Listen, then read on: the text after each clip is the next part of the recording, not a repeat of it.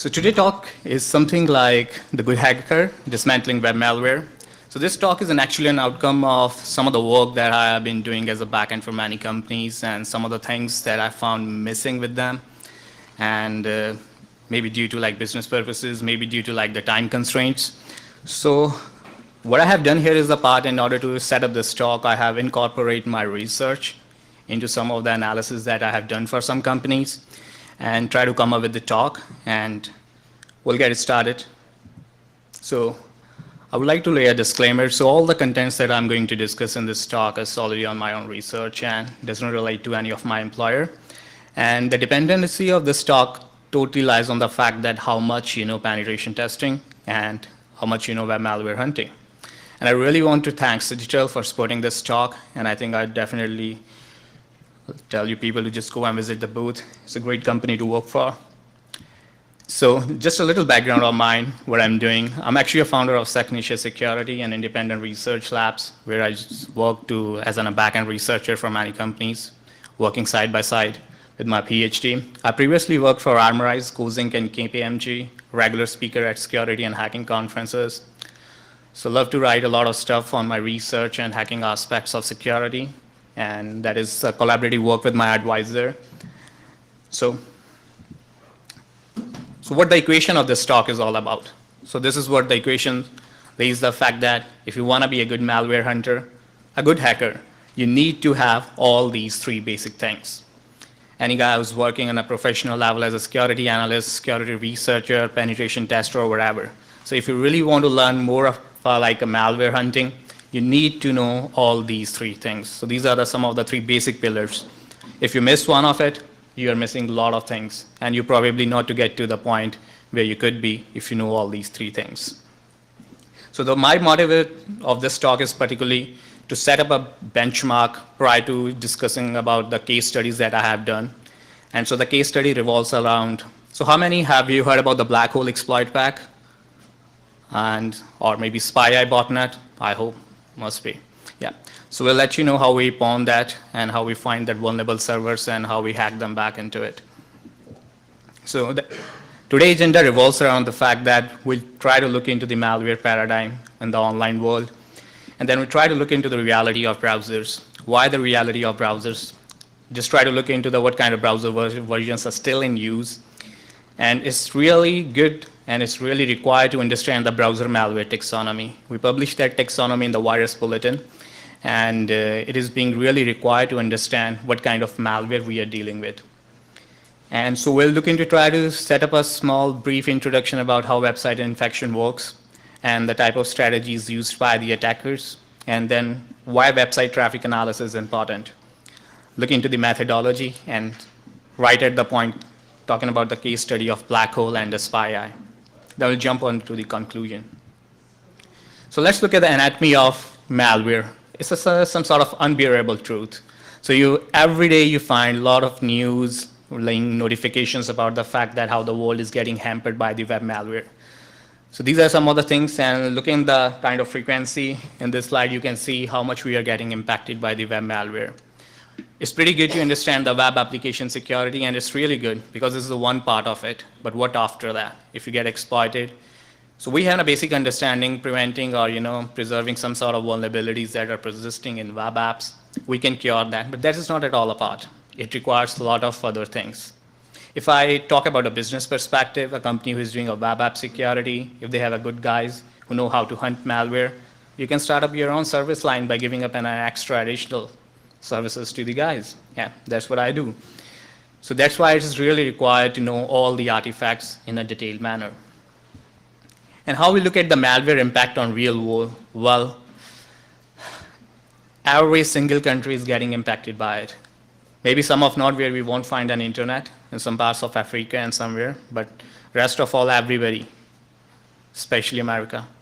So we need to look into the fact how diversified this malware is. And it doesn't care about the cross borders or something like I'm in Israel, I'm in malware. It's just internet. And that's why we are really looking into this artifact, why we really need to hunt this malware down. And jumping on to the underground malware, I put this slide because I really like it because, we are doing business to provide security features, security services. So what is going on the underground economy. And this is what is going all around in the underground economy. It's similar to a virtual replica of what is going in here, right?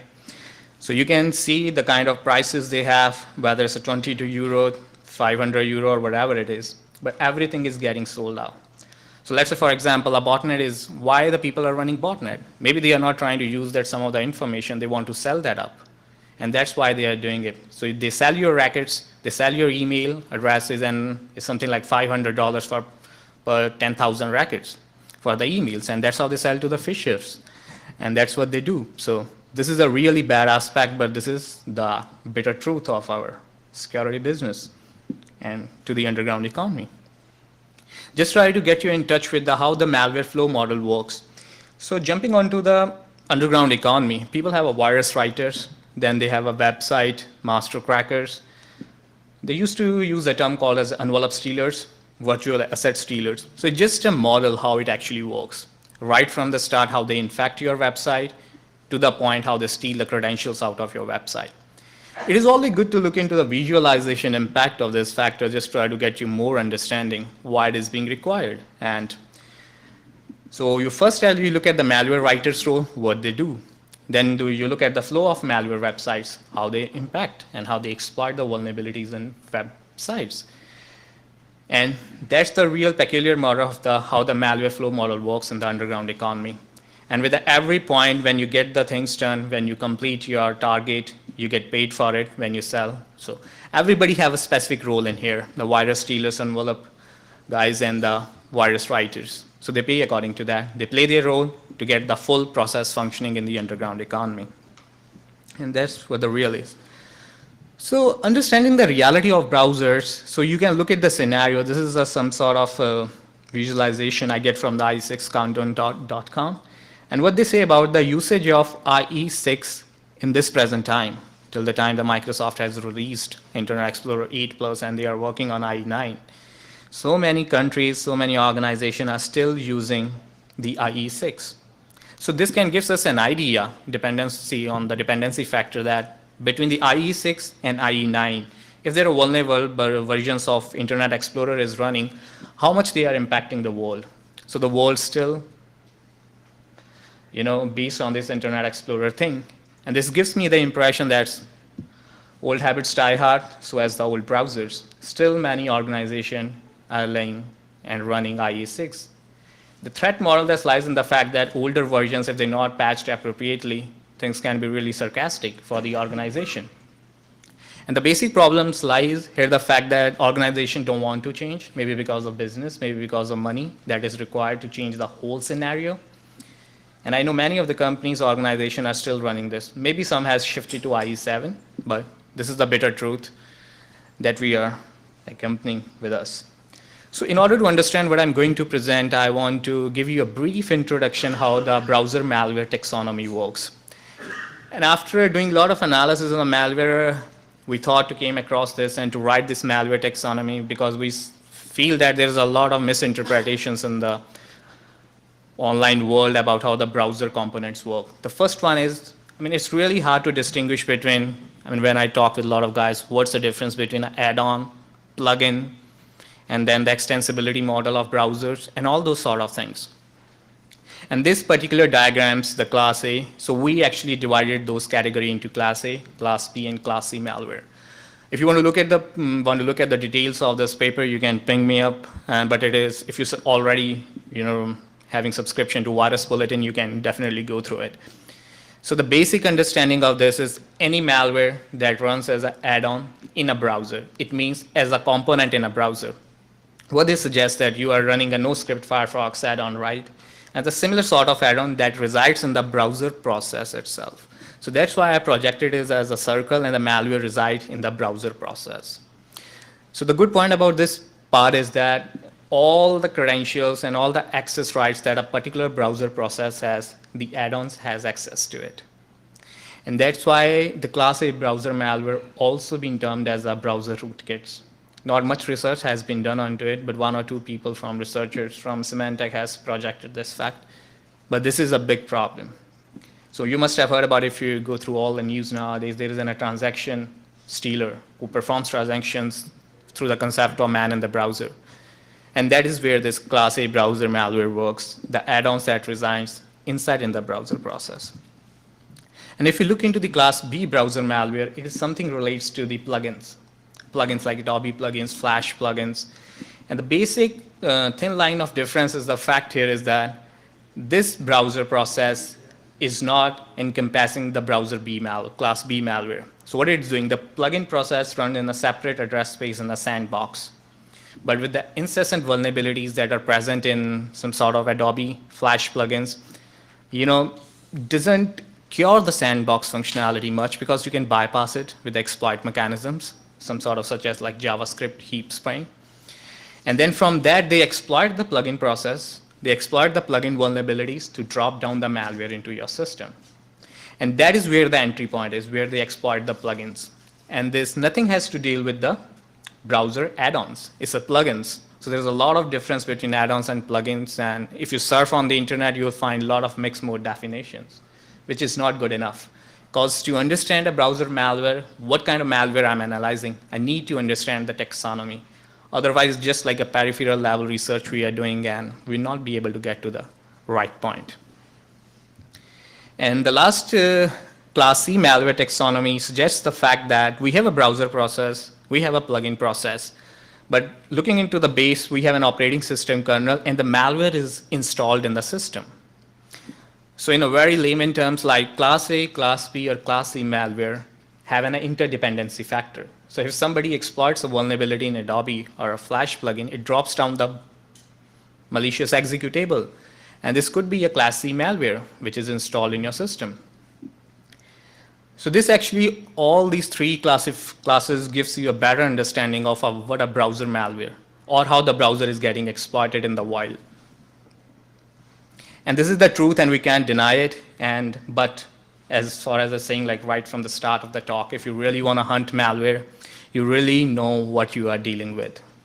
I mean, if you're analyzing a class B malware and you're looking into class A aspects or characteristics of that malware, it doesn't be a fruitful experience for anybody and not for your clients. So this is something is all about like browser malware taxonomy. And jumping on to the next part, I want to lay about some sort of website infection that is a really laying stress nowadays. So long live iframe injections, nothing can cure it, because why the malware persists into the web world, I think it's just because of JavaScript. We cannot live with it. We cannot lose JavaScript, because JavaScript is something where all the web business is based upon. And that's why the attack surface is so large because of JavaScript. It's really hard to cure it. I mean, you cannot remove JavaScript out of the web and say, like, we can build a new web based on semantics. But that's not possible. JavaScript is the heart of web security and it's the web development. So that's why what are the possibilities and what are the kind of the functionality provided by JavaScript is getting exploited by the malware. So in this particular thing, we have an iframe injections. How can a iframe injection works? Because iframe means inline framing. And so here is the fact that you look at the iframe source, you can make it hidden. That points to some sort of third vulnerable party. And whenever that particular web page is loaded, it fetches that content and injects the content into your own domain. And the latest exploitation tactics that are being used by the guys are called malvertisements. It's a really, really bad stage. And I've been contacted by some of the guys, and I want to share the story. It's a bad story, but it's a real facet of how the business is going on. So that guy actually wants us to do some sort of hijacking proof of concept.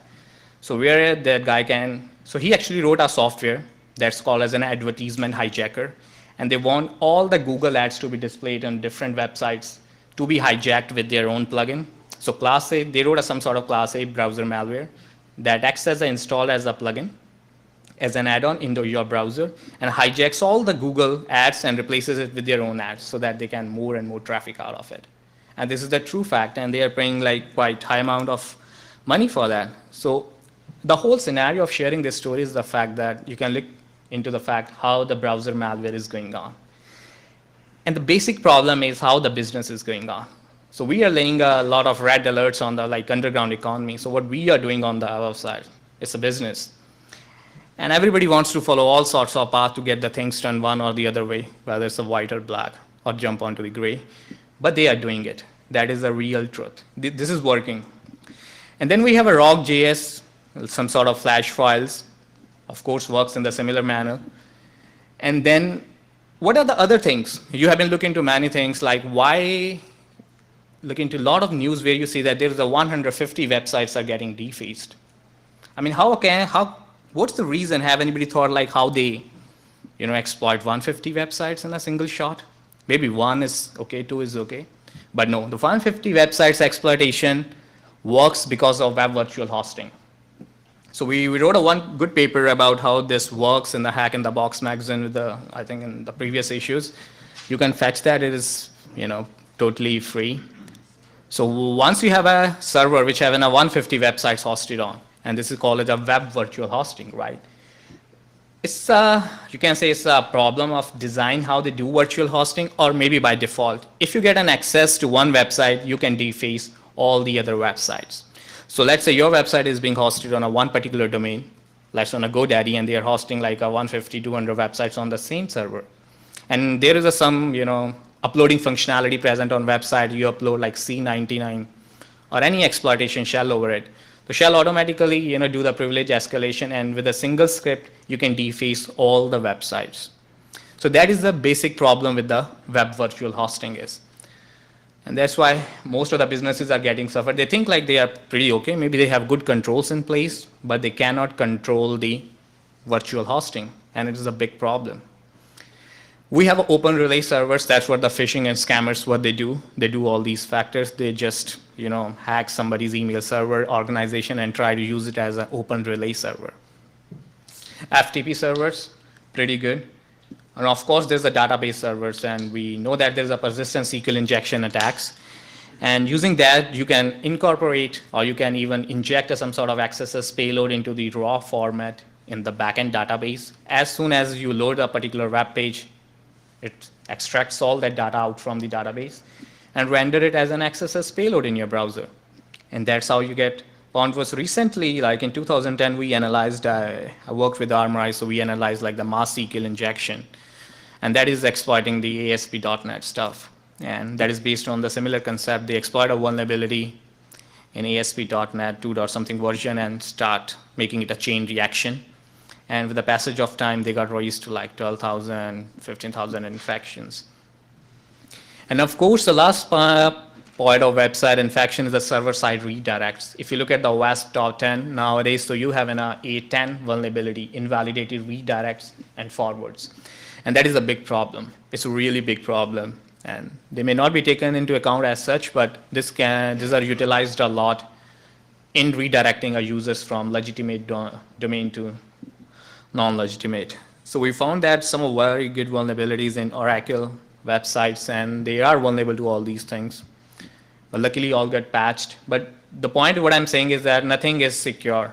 And anything you got one or the other way in these methods, you can get the things done. And so why so long-lived drive-by downloads? And this attack is being into this world for like a long period of time, and it's still working real good. And it's a sort of evil reaction. So the whole complete details is very simple. Is like victim browser visits a particular malware domain. They have a kind of resource or some sort of JavaScript hosted, which actually fingerprints your browser. So if you're running a browser environment in Mozilla Firefox, IE, and all sort of those things, so it fingerprints it. So, okay, the guy is running Internet Explorer 7, and they side by side, they host a browser exploit back. And from once they fingerprint it, they check like, okay, I want to send an IE7 exploit to it. They send an exploit, they use the JavaScript heap spraying, and once the vulnerability is exploited, then they throw up some sort of malicious executable. And victim is not aware of the fact that because it happens in such a hidden manner, and it's really hard to do it. And so the malware is downloaded into your system, and that's where, if you remember it correctly, we exploit the class, how the class B malware works. It exploits the vulnerability in plugin or maybe in browser, and then downloads the class C malware into your system. So that's how the malware taxonomies are real good, because it lets you allow to map the things to what you are doing.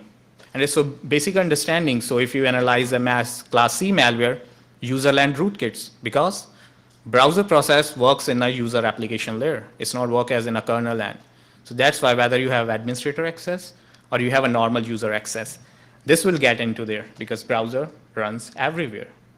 It's a window of exposure or it's an internet window that everybody having an interface. So what exactly works? So now the drive-by download occurs and you started become a victim of the malware troll or whatever it is. So how that is actually working from the major exploitation frameworks called as browser exploit packs and the botnets. Let's say, for example, SpyEye is working collaboratively with some sort of browser exploit called as a black hole. So they are hosted on the same server, maybe on a different server. So the whole process repeats. Instead of class C malware, there will be a bot. They can design any shellcode, right? And instead of sending some sort of malware that erases anything, they shellcode that particular bot, which is being dropped into your system, and started exploiting it. And that's how botnets do the thing. So one by one, the botnets keep on increasing and chain reaction works. So again, malware taxonomy, these kind of attacks helps us understand what we need to do and how we need to hack back. And yes, so this is an advanced layer that have been noticed last year by, I would really love to say the Armorize that did some research on that. It's a drive-by cache. Another variant, maybe a brother or maybe a sister of drive-by download. So what it actually says, so if you look at the model at the down part, and you will see that there is 5 different steps how a drive-by download works. And the similar pattern has been subjugated for the drive-by cache. And only the second thing is that they say like by drive-by download, you load the URL, you execute the exploit, shellcode happens, download some malware, runs the malware. But what happened in drive-by cache? Why drive-by cache? By the default nature of JavaScript files, image files. Whenever you load a particular Facebook page, you need to fetch .jpg files from the content delivery network. And that resides everything in the temporary directory. Yes, that's where the cache comes to play. Yeah, it depends a lot how the web application sets up a cache, but by default it's being there. So at first the malware is downloaded into your system. It's not run. The exploit is actually downloaded, which actually performs another legitimate steps, which are like executes exploit, and then executes shellcode, and then install the malware into the system. And that's the 2 different scenario. So we have seen this variants of drive-by cache, but it is not as such in relation or in frequency to the drive-by downloads. And that is a big factor.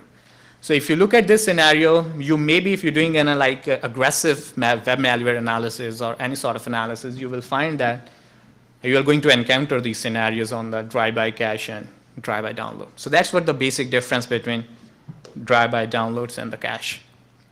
Now jumping back onto the business scenario. So we have a very web malware firms which provided services based on that. And what they do actually, we have like Decient, we have Armorize and those sort of things. We do like live monitoring of malware on your websites, right?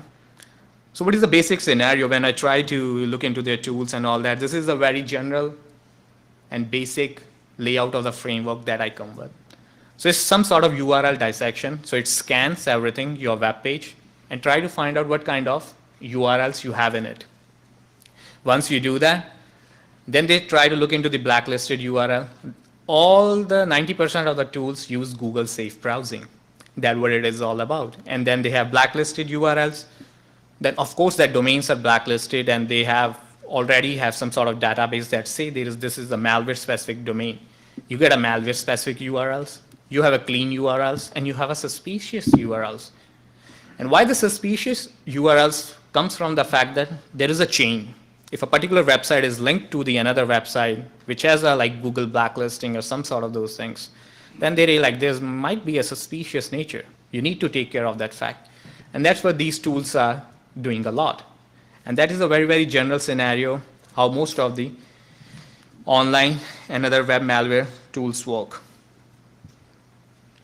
Now the case is, so we have done a lot of things. We understand about browser malware taxonomy. We understand how the browser malware works, how the drive-by download works, drive-by cache works. Now what? So we got all the entry points, how the system is there, or the things that are required to perform a particular analysis. But the caution is now web malware hunting.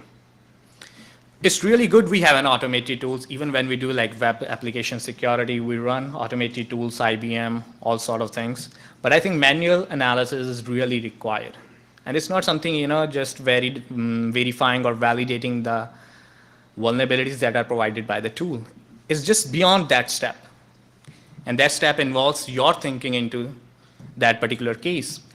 And we are going to look into the web malware hunting core, what is being required and what a hacker needs to know to do that things. This is what we do, what we follow while performing live analysis. And let's get it started.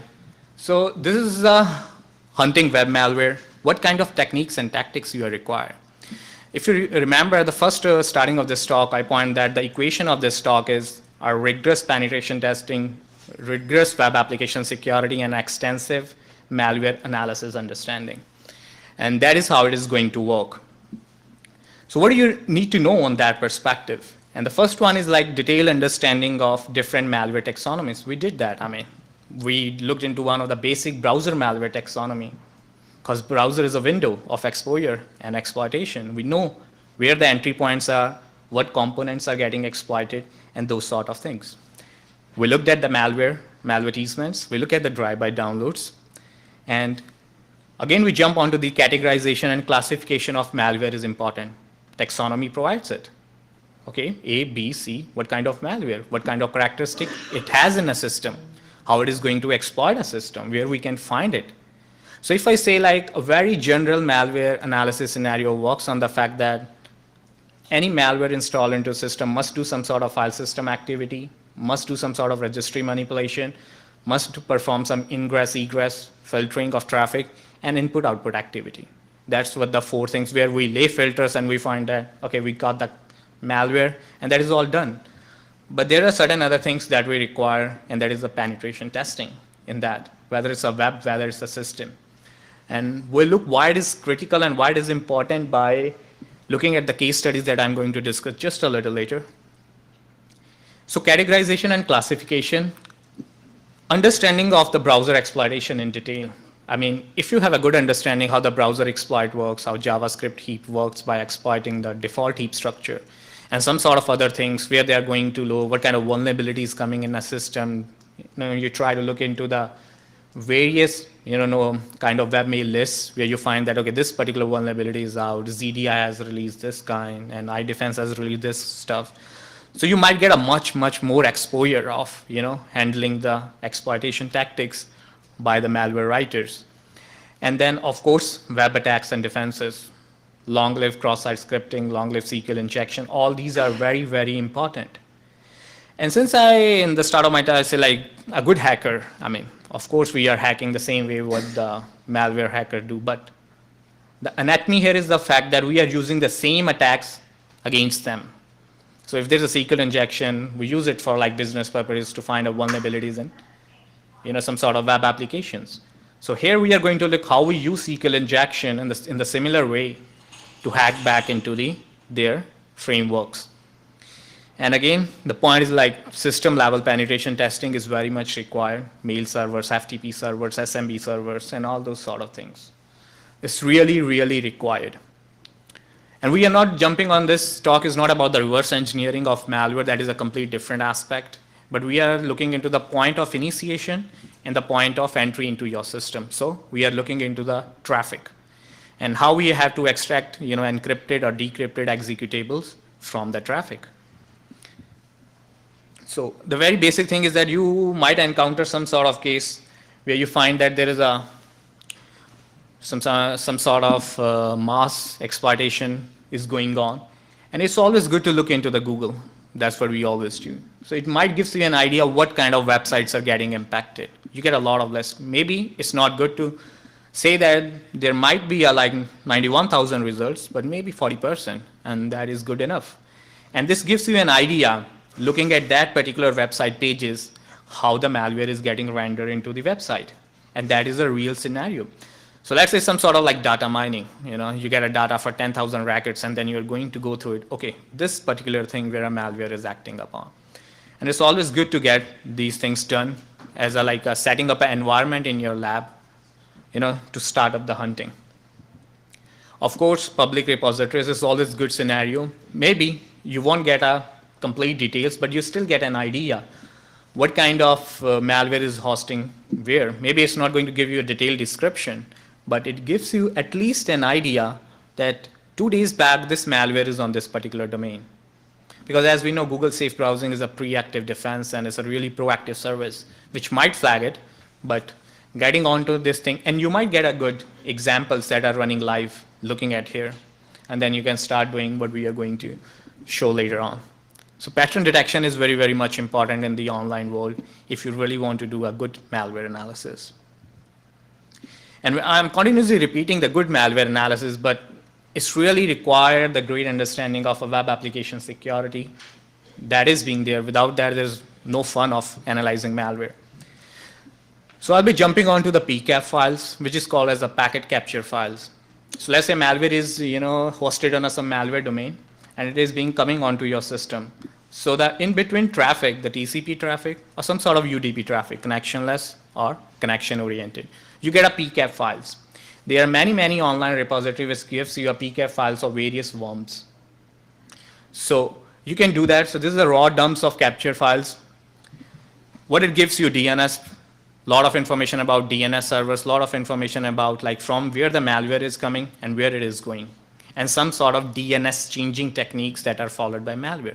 There might be a possibility you encounter 10 different DNS servers in a one flow of traffic, and that is always been there. So you need to find out the endpoints where I'm getting in, so what I have to do. Of course, it abuses the protocol HTTP and HTTPS. You might encounter a malware is coming over an encrypted session or encrypted session. So the question here is that, is it possible, if it is a connection-oriented stuff, it is possible to extract the executable out of this PCAP? Anybody? Yeah, he's right. It can be done. And that is what we have to do. And why it is required? Because sometimes you only get a PCAP files, and you have to extract that executable, which is not easy process, but you really need to understand the structure of PE files, which is called as a portable executable files. The only good thing about it is that Wireshark provides that option, which is called as a TCP session flow. And you set up a full session flow and get the things done. But you need to be very, very careful. Of course, you should not deal with some sort of encoding or decoding while extracting that particular binary. You need the raw data, check out what is the length of that particular session and when the whole file is being transferred, chunks of, and then you can do the things, and we'll show you up later on. And apart from Wireshark, I love this tool. This is a pretty good tool called as a network miner. Go ahead and try this one up. It's a pretty dynamic analysis tool. Just start listening onto your Ethernet capture frame files, and then what it does actually set that frame set that particular Ethernet adapter in a bedazzle state and try to listen to all sort of things. And it extracts. So basically, it's a data mining tool. It extracts all sorts of information for you. Okay, these are the files have been transferred from the Facebook to your account. These are the files have been transferred from Twitter or whatever to your machine, and it gives you a good idea. So you get a lot of mapping out of this tool, and it is a very good tool in doing web malware analysis. Apart from that, somebody don't like Windows, I think the Explico tool is a pretty good tool. You should try this one out. It has an interface based on Nix platforms. Pretty good tool, and it is very much required to perform the web malware hunting. Gives you a lot of information, and you can export a lot of data out of it. And who can forget the Scapy? It's a Swiss Army knife, pretty much required. Why? It gives you a modular control of how to set up a packet. I mean, you can design your own packets and set up to the malware domain and check how it is being replying back. And that is pretty much required, the Scapy tool. And I think it must be in the tool set for any malware researcher or stuff. So just walking down through the traffic dumps and analysis. So we apply filters in Wireshark, pretty simple thing. And then we used to create a PCAP files. We have PCAP files and how to extract data using SCAPI. So we have these particular two functions, RDPCAP and sniff functions, provided in the SCAPI itself. So you can write a small script in Python, get the things done. As we know, Python is pretty powerful, really leverages a lot of information. And then you can look into the data operations, how to do it. I mean, this again depends a lot what kind of malware you are analyzing or what you are actually dealing with those files. So this example simply says that you can write a byte headers pretty easily. And what kind of other required data operation you can do. And again, as I discussed about example of network miner and Explico, you can use those tools to do the data mining in the network. And that's how traffic dumps and analysis we need to do. And again, simple way to extract executable is the fact that follow the TCP session stream in the Wireshark. You should be sure of what is the length of that particular packet capture and where you are dealing with the things. And what to look for. This is a very important point. So when you follow a particular TCP session stream, you might get some encodings, you might get some raw data. But you really need to handle the raw data, verify it with the MZ header on the PE executable, and reconstruct the binary. So again, it's a very, very simple process, but this works both on the encrypted session and unencrypted sessions. So even if it's an unencrypted or encrypted, you still get the binary, which may be encrypted. Then you have to perform reverse engineering, which is not a scope of this talk. So we are relating to the entry points to the infection points. And that's how we extract executables. So what it looks like this. So I have a trace of that particular malware. It was some sort of Win32 rootkit downloader. So when you get these things, you get the follow session stream analysis, you get this kind of data. And if you look at the response, there is an MZ header right from the start, and then you can copy that data in a raw format and build a file, then rename it as .exe, still gives you a lot of idea. Even if you're not able to, reform it, formulate it appropriately, but still you can, do some sort of disassembly on that to get the things how it is being designed. But careful analysis can do the things done for it. So now this is a beautiful part. This is what is all about the core of this talk is the case studies. So what have I discussed? So getting to start from the point, browser malware taxonomy, website infections, traffic analysis, penetration testing, and now the case studies. This will show you how we hack into some of the malware domains and what is a good point to look forward, and you will see what kind of techniques are required to get the things done. So the whole equation has to be solved as I projected in the start of this talk. So the first case study is about the black hole exploit pack hunt. So I have actually written some sort of quite points here, like it's most of the aggressive exploit pack used nowadays, apart from the Phoenix, used extensively for spreading malware, in conjunction used with botnets or any sort of other malware, depending on the malware writer. Exploit browser and plugin vulnerabilities, and collaboratively used with botnets to spread malware. That's what we are talking about. So how the whole, the infection procedure started in this. A malicious link is served to you, maybe phishing emails, scam emails, or any kind of stuff. And we know that most of the malware writer exploits the user ignorance. Maybe they are not. Maybe just try to trick them. Maybe they're forcing them to do that. That's what they do. Luckily or unluckily, unfortunately, user clicks that link, get onto a website. As I stated you earlier, all that fingerprinting stuff happens, serves the exploit. So this study has been conducted in one of the university network of mine, where we found that the guy is doing this thing, and how we catch that guy is that how it works. And that's what it does. So a malicious iframe is hosted into it, which is pointing to the malware phx index.php, which is actually a browser exploit pack. And exploit was served based on the environment. So okay, we got that. There's something infection is going on there. So what could be done? What kind of framework it is being running based on malware? So all this gives us the information. We try to set up a VMware environment, labs, and all that stuff, and try to start hunting the stuff. So what it does, so what we found that how it exploits our machine is that it exploits one of the Java SMB vulnerability. And it just because we were running like vulnerable version of JavaScript in a minimum environment. So it serves this exploit, it exploits the Java, and try to download the particular bot file, maybe a spy bot into it, and that's the good part. But it's not fun for us, right? Okay, I set up an environment which is being exploited and infected by this. So what's the fun here? Like, we need to control that domain. We need to control that server where the black hole exploit pack is. So the first point that came up to the factor that if it's running a Java SMB exploit, it must have some sort of SMB server hosted on the same domain or maybe on the subdomain.